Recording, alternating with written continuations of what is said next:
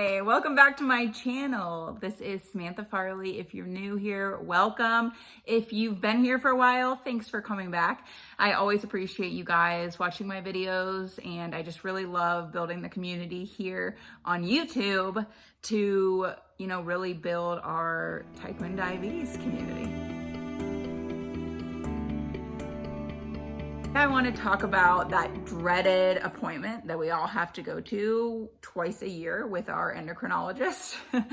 That A1C checkup appointment. I actually had that last week, and naturally, I think everyone gets a little bit nervous about these appointments because even though we all may be trying really, really hard to get amazing blood sugars, you all know, we think about it 24/7 every single day of the week. We think about it all the time. And then twice a year, we go into the endocrinologist and we start getting judged based on our diabetes. And it can be really frustrating because the endocrinologists don't really know what we're going through day in and day out. They're not here with us, living with us 24/7. So they don't know what we're doing. So it can always be a really stressful experience. My last A1C was in November and it's now end of May. So I figured it was a good time to schedule another meeting with my endocrinologist.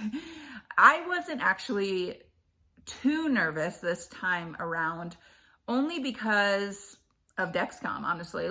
I have that Clarity app and I look at it here and there, and based on my reviews over the past 3-4 months, I've been in range about 95% of the time, which is amazing. How I do that, I don't really know.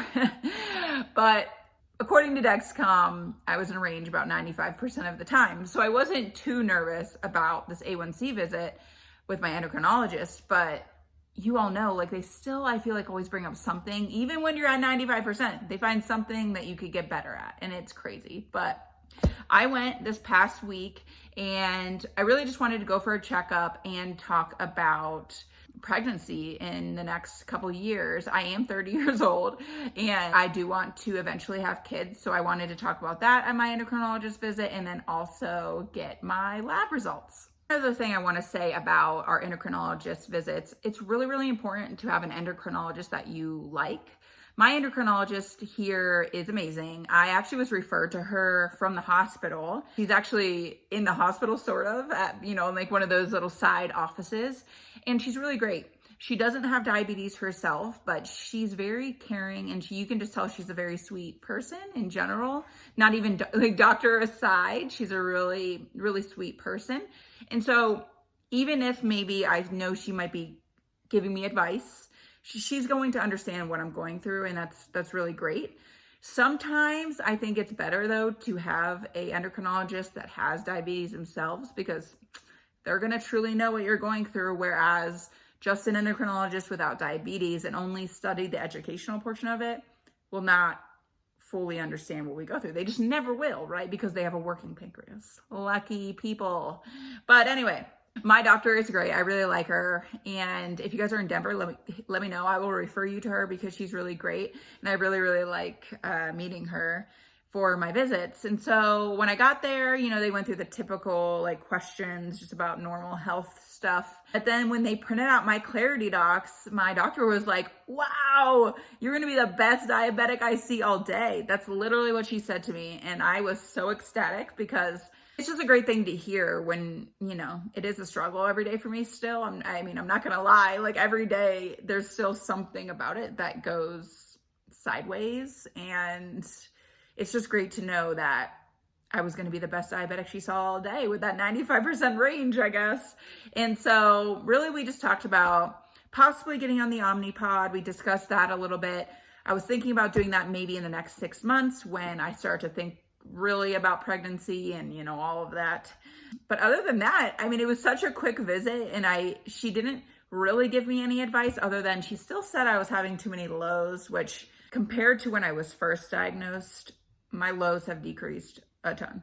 So I was actually pretty happy with the amount of lows I have, or I guess the little amount that I have, but she still thinks I shouldn't be having as many as I'm having. So I got to fix that a little bit. But other than that, I am doing great. So she didn't really have much other advice for me other than go have fun, keep doing what you're doing, and let's go get lab results.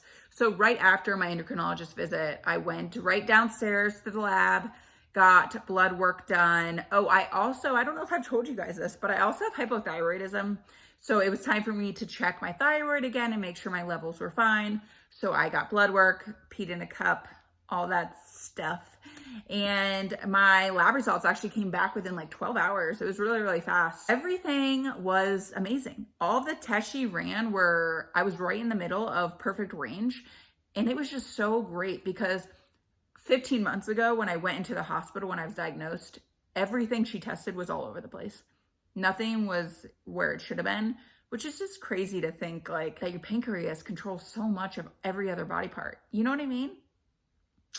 Anyway, but I was in range for all the things she tested, like, potassium, chloride, all that stuff. I was perfect. And it's crazy. I was so happy reviewing this stuff. And then, of course, I get my A1C results, which were, drum roll please, 5.9. Yeah!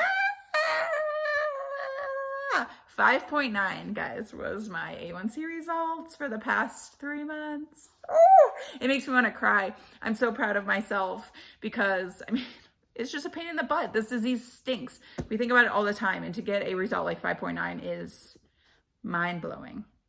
And so, I don't know, I just wanted to share this with you guys because, one, I know that endocrinologist visits are stressful and they suck sometimes, but if you take care of yourself and you really try hard to control your diabetes, don't get me wrong, I know there's days where it just sucks and no matter what you're doing, it just doesn't work. I've had those days, I have them all the time.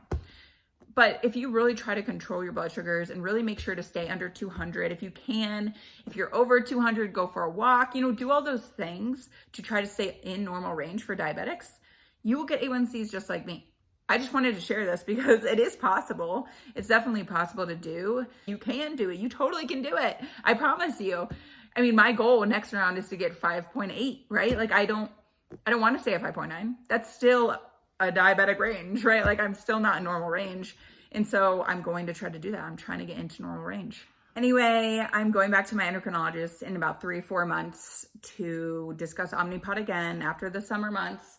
And we're just going to go from there. But I encourage you to go see your endocrinologist, go see your diabetes educators, even though they stink sometimes. It really is helpful to get that extra help, and that extra advice, so that we can live our best lives with this disease and really, get the best A1C that we can get. So thanks so much for watching, you guys. Let me know if you have any questions. I was thinking about doing a video next time around how I can get my A1C so low and what I do throughout the day, similar to a day in the life, but really focus on what I do maybe if I'm going high to make sure that it gets down. I don't know, but I really appreciate you guys watching. It really means the world to me. And comment below, let me know if you just got an A1C, what was it? What are your goals for your next one? Let me know. This is a community and I cannot wait to see you guys in the next video.